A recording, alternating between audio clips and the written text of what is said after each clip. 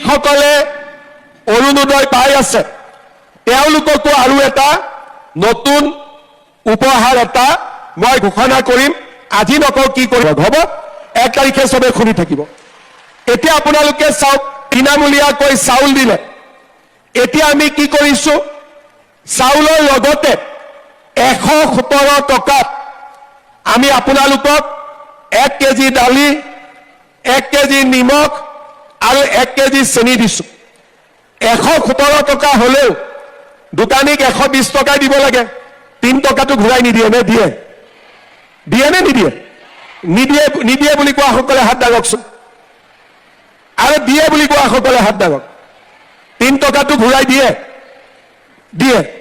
কিছুমানক নিদিয়ে, কিছুমানক দিয়ে। 1 জানুৱাৰীৰ পৰা 3 টকাটো জামেলাও আমি মাৰি দিম। 100 টকা দিলে আপোনালোকে 1 কেজি দালি, 1 কেজি চেনি, 1 কেজি নিমখ পাই যাব। ভাল হ'ব নে বেয়া হ'ব?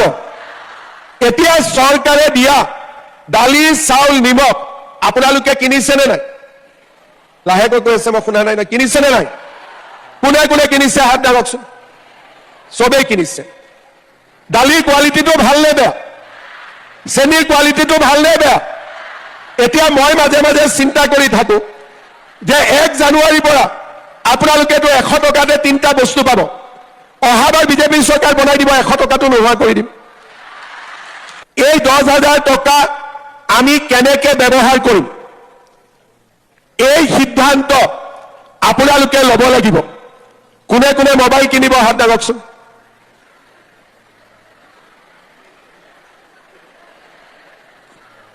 ঠিক আছে, কোনে কোনে মোবাইল নিকিনে হাত দাঙক।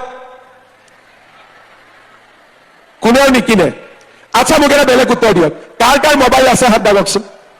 বা চাবুৱাত চবৰে মোবাইল আছেই। মোবাইলৰ নম্বৰবিলাকো কেতিয়াবা মই লৈ ল'ম, যাতে ভাল ভাল আপোনালোকক ভাল ভাল খবৰ দি থাকিব পাৰোঁ। আজি কি আছে, কালি কি আহিব, ভাল ভাল খবৰবিলাক দি থাকিম আপোনালোকক। ঠিক আছে, যাতে আপোনালোকে দেশৰ খবৰবোৰ পাই থাকে, কি সামগ্ৰী, কি মূল্য আপোনালোকে বুজি পাই থাকে। যি নহওক, এই 10,000 টকা লৈ আমি 3টা কাম কৰিম। এটা হ'ল, আমি গ্ৰুপত 10,000 টকাকৈ বেংকৰ পৰা লৈ আমি আমাৰ গ্ৰুপত জমা দিলো। 1 লাখ টকা হ'ল গ্ৰুপত, আৰু গ্ৰুপটোৰ পৰা আমি ব্যৱসায় কৰিব পাৰোঁ, বা কোনোবাই ব্যৱসায় কৰিলে আমি তেওঁলোকক লোন দিব পাৰোঁ। 1 নম্বৰ। 2 নম্বৰ, যে নহয় আমি গ্ৰুপত নিদিওঁ, কাৰণ গোটত আমি আগতে দিছোৱেই, গোটত ৰিভলভিং ফাণ্ডো আহিছে। এইবাৰ আমি নিজে কিবা এটা কৰিম, কোনো আপত্তি নাই। আমি নিজে কুকুৰা পুহিলো, হাঁহ পুহিলো, গাহৰি পুহিলো, চিলাই মেচিন কিনিলো, তাঁতশালৰ বাবে সূতা কিনিলো। আপোনালোকে নিজেও 10,000 টকাটো ব্যৱহাৰ কৰিব পাৰিব।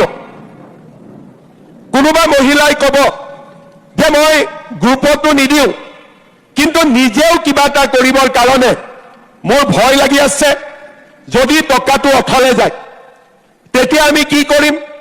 আমাৰ হাজবেণ্ডে কিবা এটা ব্যৱসায় কৰি আছে, বা ঘৰৰ কিবা এটা ব্যৱসায় আছে, তাতে আমি 10,000 টকাটো বিনিয়োগ কৰিব পাৰোঁ।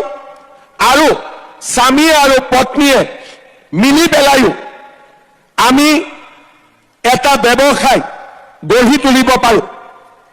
6 মাহ 7 মাহ পিছত আমি আপোনালোকৰ ঘৰলৈ আহিম। আমি আপোনালোকক সুধিম যে বাইদেউ 10,000 টকাটো পাইছিলে? বোলে মই পাইছিলোঁ। টকাটো ক'ত খৰচ কৰিলে? বোলে এটা মোবাইল কিনিলোঁ। ভাল কথা। বোলে বিহু আহিলে কাপোৰ কিনিলোঁ, মাঘ বিহু আহিলে লগৰ কেইজনীয়ে লগ বা হাঁহেদি ভাত খালোঁ।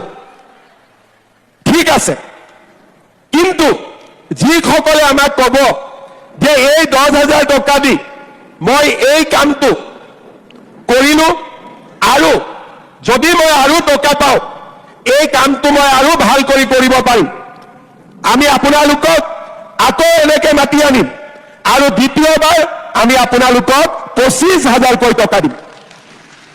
তেতিয়া কিন্তু 5টা বজাত নাহিব, 8টা বজাত আহিলে হ'ব। হ'ব?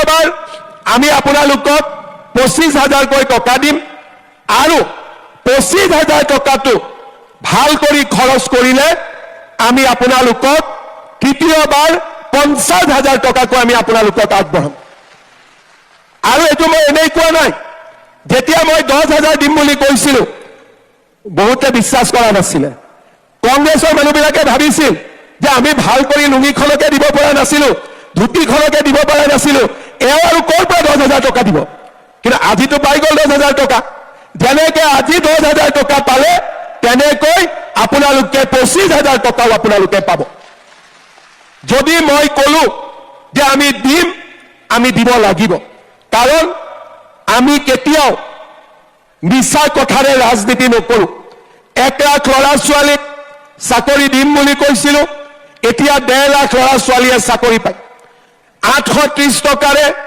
অৰুণোদয় আৰম্ভ হৈছিলে আজি 1250 টকা আমি অৰুণোদয় দিওঁ সাবুৱাত 18,000 পৰিয়ালে অৰুণোদয় পাইছিলে আজি 33,709 গৰাকী মহিলাই অৰুণোদয় আঁচনি সাবুৱা লাহোৱালত লাভ কৰে কোনে কোনে অৰুণোদয় পায় হাত দাঙকচোন